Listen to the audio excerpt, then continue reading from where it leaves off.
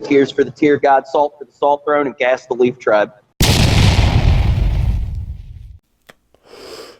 My friend and I are having a little disagreement about the content of this article and what this article actually means. And while this is about Donald Trump and not anything to do with Canada in particular, I think it's a broader issue that affects basically everyone, in particular in Western democracies or any country in the world in which, certain news outlets have a political agenda.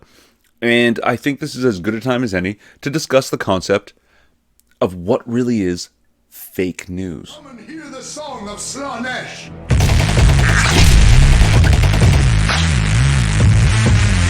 Hear this dirge and despair. Let's start with the headline, and a little deeper, what a headline actually is. A headline should pretty much write itself. It should be basically a 20-word Cliff's Notes of your 700-word article.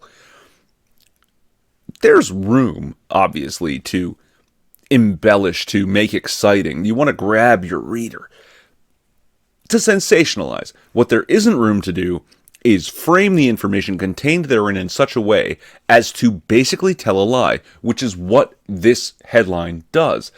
Shell workers in Pennsylvania say they were told to either attend a recent Trump event or not get paid. Now, when I read the headline, I inferred that Shell is telling their employees they must attend an external Trump event or they will withhold their paychecks. I also knew that can't possibly be correct, which led me to read the article. And of course, the article doesn't actually say any of those things, but the headline dragged me into it. And the rest of the tone makes it all sound very insidious. But when you just pull out the facts from the article, it's literally a great big nothing burger. So when my friend posted the article with concerns, I read it and posted this quote from the article that confirmed what I already knew. Tuesday was treated as a training workday with a guest speaker who happened to be the president. We do these several times a year with various speakers. The morning session, 7 to 10 a.m., included safety training and other work-related activities.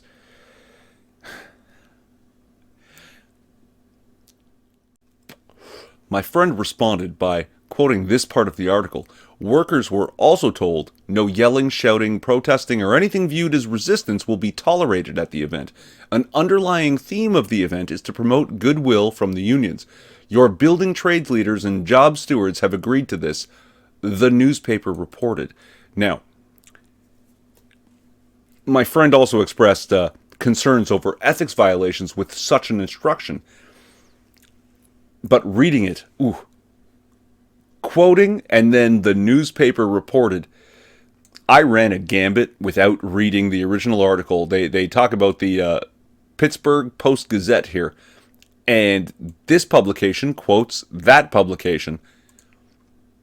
And I said, geez, if they had a quote from an actual person, they would have quoted the person and not necessarily the other publication, which is actually very strange because that's confirmed for me down here when they talk about Ken Broadbent, a business manager for Steamfitters Local 449, told the Post-Gazette, and they quote Ken Broadbent and not the Post-Gazette. I'd already read the article and knew that, that just sounds like they're pulling something the way they're quoting the publication and not a person.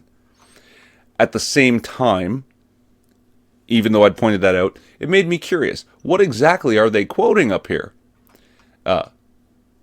So I went and read that article too. I want to say this article is just as bad, but it's actually worse.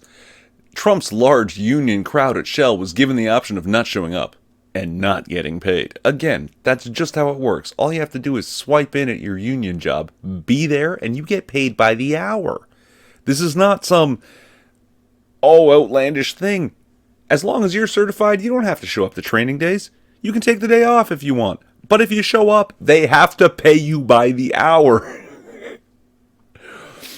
Now, this story is written as stories should be. They introduce characters as they go. The choice for thousands of union workers, characters introduced. President Donald Trump, character introduced. One contractor related to employees. Let's see. No scan, no pay. A supervisor for that contractor wrote. That's two characters being introduced here. That company and scores of other contractors. And if you're not familiar with the term, scores mean a score is 20. So scores generally means something in excess of 60. Probably more like, you don't want to call it hundreds because it's less than 200, but it could be anywhere from 60 to 180. Scores of contractors. Okay. They introduce union leaders and business managers and a Shell spokesman named Ray Fisher. They introduce all of these characters as you read the story, and I'm going to link it so you can read it. I don't want to read it all. They, again, introduce Ken Broadbent, who we discussed earlier. But then suddenly, out of nowhere, after talking about Mr. Fisher and Ken Broadbent, here we go. The contractor's talking points preparing his workers for the event read, the contractor's talking points, that could be general, like talking points for all of the contractors, except it's very clear now when it says preparing his workers. We're talking about one contractor, a character who has not been introduced and is suddenly the, not that as in one of many, but the as in the one and only contractor. Comes out of nowhere and quotes, "No yelling, shouting, protesting, or anything viewed as resistance will be tolerated at the event. And underlying theme of the event is to promote goodwill from the unions. Your building trades leaders and job stewards have agreed to this." Who is this mysterious contractor? The contractor, the one and only, out of fucking nowhere. It's almost like this person doesn't actually exist, that anyone could be a contractor, like that the author of the article themselves could just sign up as a contractor and write that.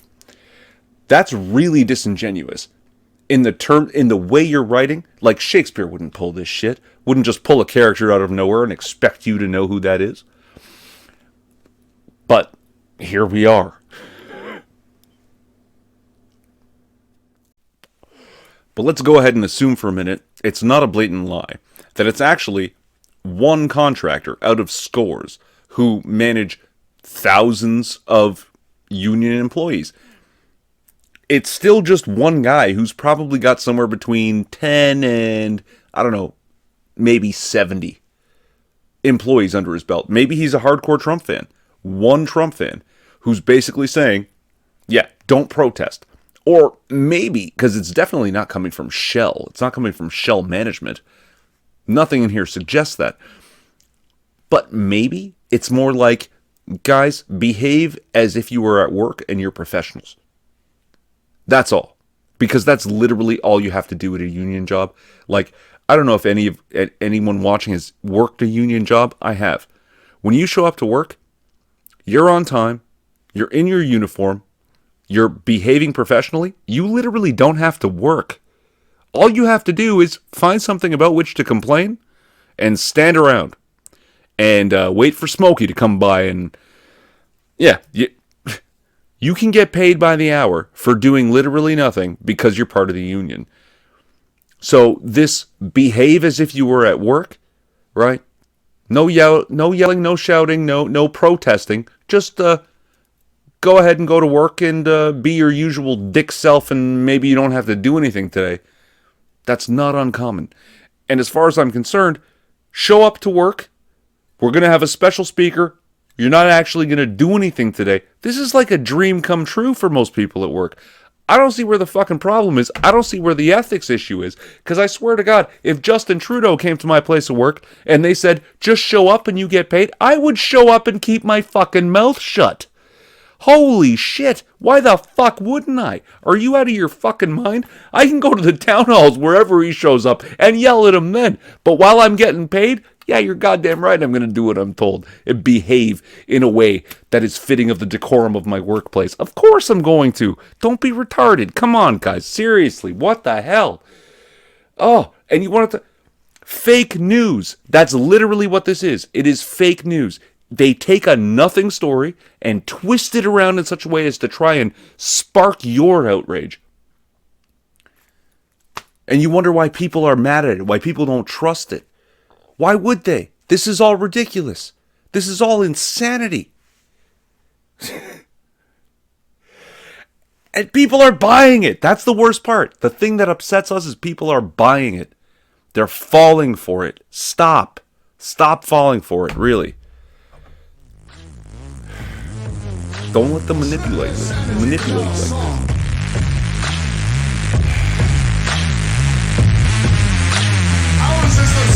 Relevant links to shit I said in the description? Maybe. I'm a retweet. Like, subscribe, or don't. It's a free country. At least it used to be. They would silence us?